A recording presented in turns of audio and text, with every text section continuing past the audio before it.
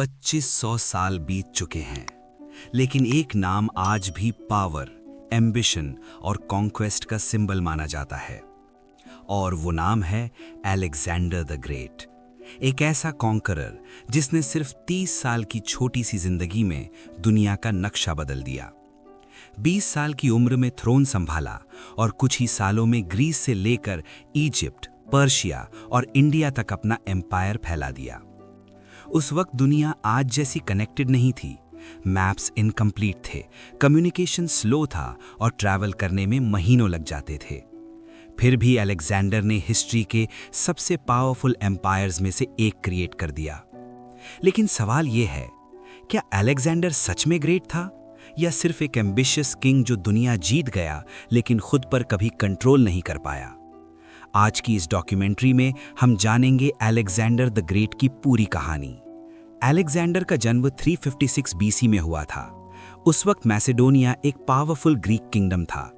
उसके फादर थे king Philip II, जो मैसेडोनिया को एक मिलिट्री सुपर पावर बना रहे थे, और उसकी मदर थी ओलिम्पियास। ओलिम्पियास का पर्सनालिटी काफ़ी स्ट्रॉन्ग और मिस्टीरियस माना जाता था।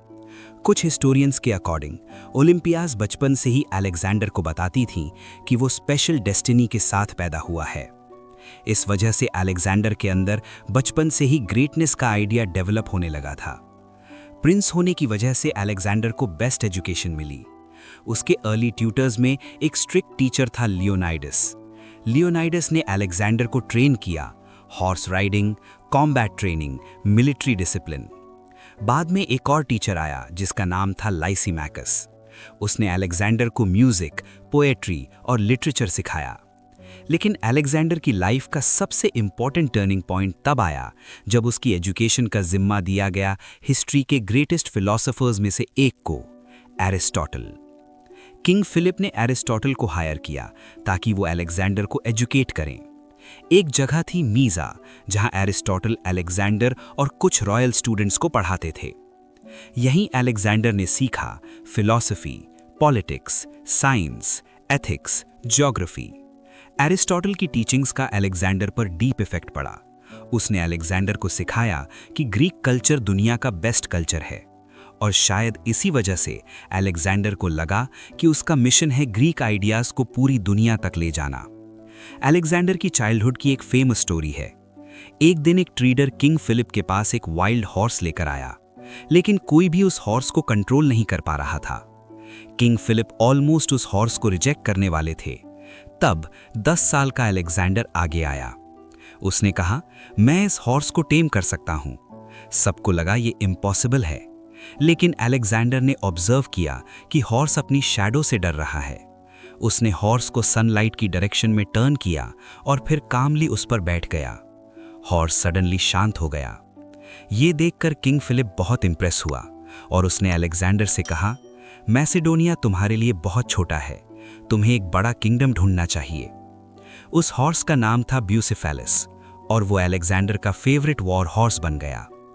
जब अलेक्जेंडर 16 साल का था, किंग फिलिप एक मिलिट्री कैंपेन पर चले गए और मैसेडोनिया की रिस्पॉन्सिबिलिटी टेम्परेरीली अलेक्जेंडर को दे दी। इसी टाइम एक ट्राइब ने रिबेलियन स्टार्ट कर दिया।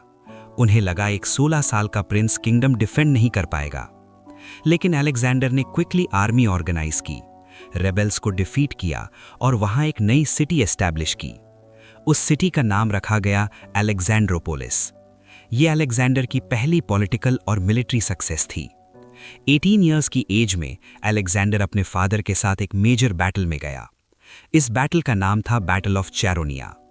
ऑपोजिशन में थी powerful Greek city states, Athens, Thebes. King Philip ने राइट विंग लीड की और लेफ्ट विंग की कमांड अलेक्जेंडर को दी। बैटल के दौरान अलेक्जेंडर ने एक अग्रेसिव कैवलरी चार्ज लीड किया। इस अटैक ने एनिमी लाइंस तोड़ दी और बैटल मैसेडोनिया जीत गया। इस विक्ट्री के बाद ग्रीस का मेजर पार्ट फिलिप के कंट्रोल में आ गया, लेकिन हिस्ट्री ने एक अनएक्सपेक्टेड ट्विस्ट दिया। 336 बीसी में किंग फिलिप की असैसिनेशन हो गई। एक रॉयल सेलिब्रेशन के दौरान एक बॉडीगार्ड ने उन्हें स्टैब कर दिया। फिलिप की डेथ के बाद सिर्फ 20 इयर्स का अलेक्जेंडर मैसेडोनिया का किंग बन गया। लेकिन थ्रोन मिलते ही अलेक्जेंडर को एक ह्यूज प्रॉब्लम फेस करनी पड़ी। एम्पायर के अंदर और बाहर सब लोग सोच रहे थे कि एक वीक किंग होगा और इसी वजह से रिबेलियन स्टार्ट हो गए। अलेक्जेंडर ने सबसे पहले अपने राइवल्स को एलिमिनेट किया, फिर उसने रिबेलियंस को ब्रूटली सप्रेस किया। सबसे ड्रामेटिक एग्जाम्पल था थीब्स। जब थीब्स ने रिवोल्ट किया, अलेक्जेंडर ने सिटी को डिस्ट्रॉय कर दिया। थाउजेंड्स लोग मारे गए और सर्वाइवर्स को स्लेव्स बना दिया गया। इस इंसिडेंट ने पूरी ग्रीस को मैसेज दे दिया कि अलेक्जेंडर को चैलेंज करना डेंजरस है। अब अलेक्जेंडर का नेक्स्ट टारगेट था पर्शियन एम्पायर। उस वक्त पर्शियन एम्पायर दुनिया का सबसे पावरफुल एम्पायर था। 334 बीसी में अलेक्जेंडर ने लगभग 40,000 सोल्जर्स के साथ एशिया माइनर की तरफ मार्च किया। यहीं से शुरू हुआ एक कैंपेन जो हिस्ट्री के सबसे फेमस मिलिट्री कैंपेन्स में से एक बन गया। पर्शियन फोर्सेस ने अलेक्जेंडर को रोकने की कोशिश की ग्रैनिकिस रिवर पर। रिवर क्रॉस करना डेंजरस था, लेकिन अलेक्जेंडर ने रिस्क लिया। उसने अपनी कैवलरी के साथ डायरेक्ट अटैक लॉन्च किया। बैटल इंटेंस थी। एक मोमेंट पर अलेक्जेंडर ऑलमोस्ट मरने वाला था, लेकिन उसके सोल्जर्स ने उसकी जान बचाई। फाइनली पर्शियंस डिफीट हो गए और एशिया माइनर का रास्ता अलेक्जेंडर के लिए ओपन हो गया। नेक्स्ट फ्यू इयर्स में अलेक्जेंडर ने मल्टीपल सिटीज कैप्चर की। 332 बीसी तक उसने इजिप्ट पर कंट्रोल कर लिया। इजिप्ट के लोग पर्शियन रूल से नफरत करते थे, इसलिए उन्होंने अलेक्जेंडर को लिबरेटर के रूप में वेलकम किया।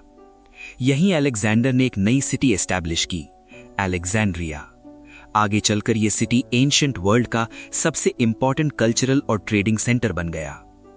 अलेक्जेंडर का सबसे बड़ा चैलेंज अभी बाकी था। पर्शियन किंग डैरियस III ने एक ह्यूज आर्मी गैदर की। 331 बीसी में दोनों आर्मीज फेस टू फेस आए, बैटल ऑफ गॉगामेला। पर्शियंस के पास नंबर्स ज्यादा थे, लेकिन अलेक्जेंडर के पास स्ट्रैटेजी थी। उसने क्लेवर फॉर्मेशन यूज की और डायरेक्ट अटैक डैरियस की पोजीशन पर किया।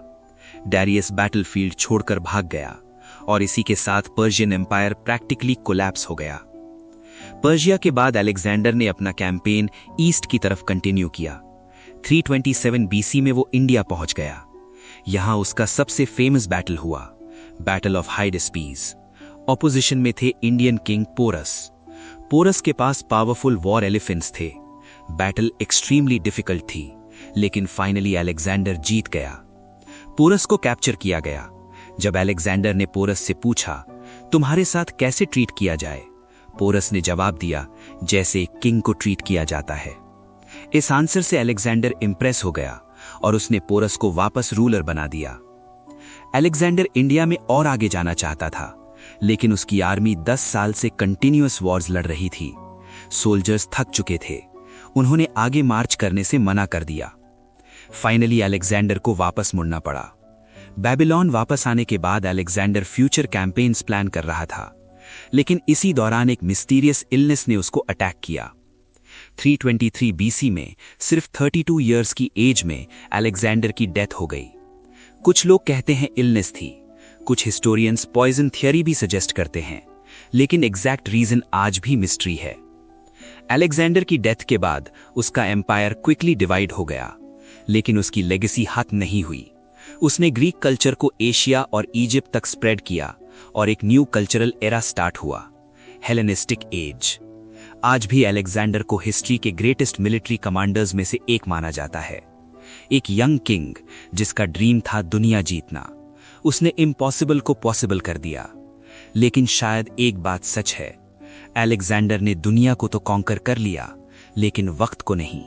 और इसी वजह से 32 इयर्स की उम्र में ही हिस्ट्री का एक ग्रेटेस्ट कॉन्करर सिर्फ एक लेजेंड बनकर रह गया।